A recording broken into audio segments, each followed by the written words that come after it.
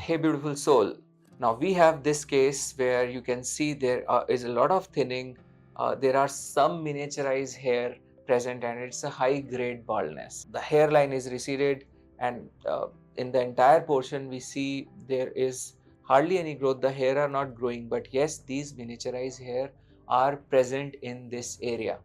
So what should be the strategy to deal with such cases where you have high grade baldness, where miniaturized hair are present? Sometimes they are not even visible to naked eyes, but still they are present. So we are going to discuss this in detail. Please watch this video till end. I'm your friend Dr. Shaiil Gupta, and if you haven't subscribed the channel, do subscribe it and don't forget to press the bell icon.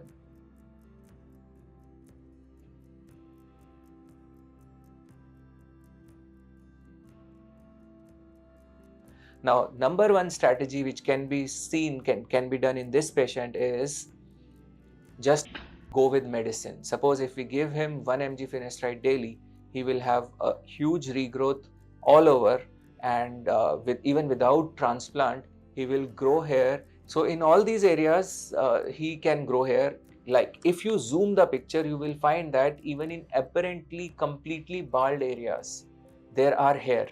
There are hair which you can see with dermatoscope, as you can see in this video.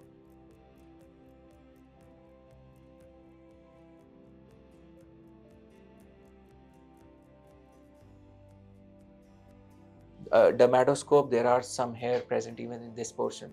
Now, if we give him full dose of medicine, there is high probability that even in apparently bald areas, he can grow hair, and sometimes these hair grow to that extent that they surprise everyone. Now, the second strategy in this case could have been just a plain hair transplant, no medication at all. Now, the problem with first strategy was there are issues of dependence and tolerance with the medicine, and the potential risk of side effect also increases with high doses. Now, the problem with second strategy where we are just doing a hair transplant is we may not get enough number of hair as donor because the bald area is quite huge. Second problem can be we may not be able to stop the progression of disease. The hair loss may still continue, and even the transplanted hair may thin out. So that again becomes an issue. Now the third strategy here is combination of both, where we give some medicine and some transplant. Now one strategy here can be where we give a lot of medicine and lots of donor is used in one shot. Second strategy can be strategic use of donor and strategic use of medicine. When we give full medicine, I told you 1 mg per day. If we are giving finasteride, probably in all likelihood he won't be needing any transplant. Now add 4,000, 5,000, 6,000 grafts in it. You cannot even imagine what will happen. These will be the results where the comb doesn't pass and these are flashed all over, but they may not be that good, and they are totally dependent on medicine, high doses. And in case of tolerance, one has to step up the doses, and when you are starting at 7 mg per week, where will you go? Now the last strategy which we actually had chosen for this patient was combination of transplant, where we combined FUT plus FUE. So it was a 2-day surgery. You can see the number of grafts which we used, and we gave him 1 mg finasteride per week. So half tablet given 2 days per week was 1 mg per week.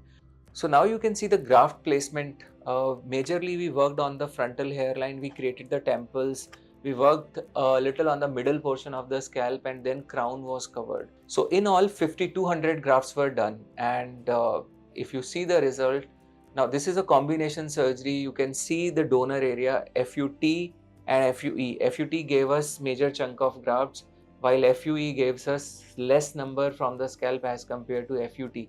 So that is the beauty of FUT procedure. You can see in these animations how FUT surgery helps us getting more out of the donor. So we got 3000 by FUT, and had we done only FUE surgery, we would have got just 1/3 of those 3000. That means 1000. So deficit would have been around 2000.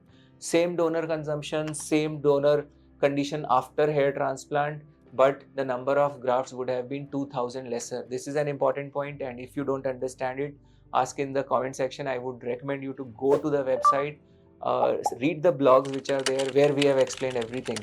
So you will find the links in description. Now coming to the result.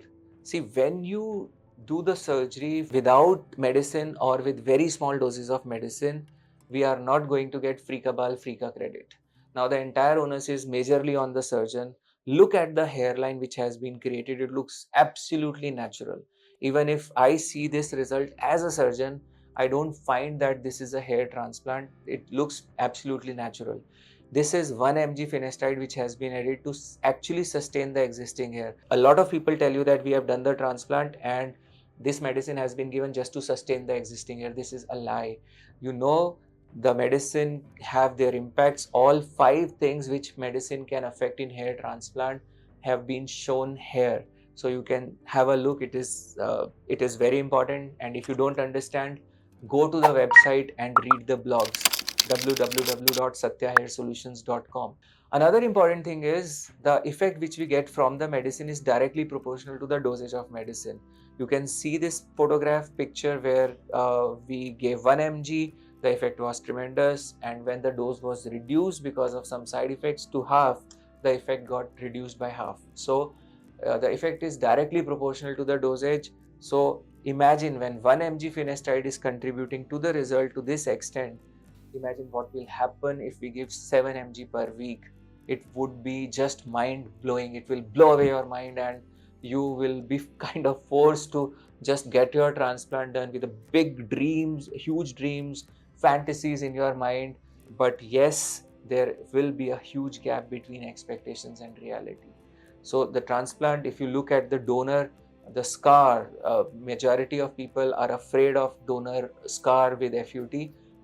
Look at the trichophytic closure which we did, and the scar line is barely visible. So this is again an important aspect of hair transplant, donor condition. If we give 7 mg per week finasteride, the donor condition also improves significantly, and a completely devastated donor sometimes doesn't look that bad, and you give a green signal to your transplant from that very clinic. But be aware of this. This is important. I hope this video helps you to understand the result. You must have seen a lot of grade 6, grade 7 hair transplant results with thicker density. But when you subtract the result which you get through finasteride from those results, probably you won't even think of getting a hair transplant from that very clinic. So make sure that the results which you are watching, which are on the basis of which you are taking a decision to get a transplant done from somewhere, are not finasteride hijacked results. So this is a finasteride supported result. I hope you now understand the differences between finasteride boosted and hijacked result. Just to make this sure, look at this result. This is just medicine. This is just medicine. Finasteride, the dosage is also mentioned, and see how beautiful hair growth has come even without putting a single hair transplant graft. And this is what finestide's contribution can be. Just imagine the contribution coming with this dose to this result which we have given with 1 mg finestide per week. So I hope this video helps. If you have your questions, if you have some experiences to share, please share it in the comment section. More and more people need to become aware of this. Just don't purchase, just don't buy a hair transplant result because it is looking good. Do your thorough research, understand the concepts. It's an important decision of your life. Still you have questions, ask us. You can join us on our community. So with this, I end the video. Thanks for watching the video till end, and if you haven't subscribed, please subscribe the channel and share this information with your friends and family. Love yourself. Stay blessed.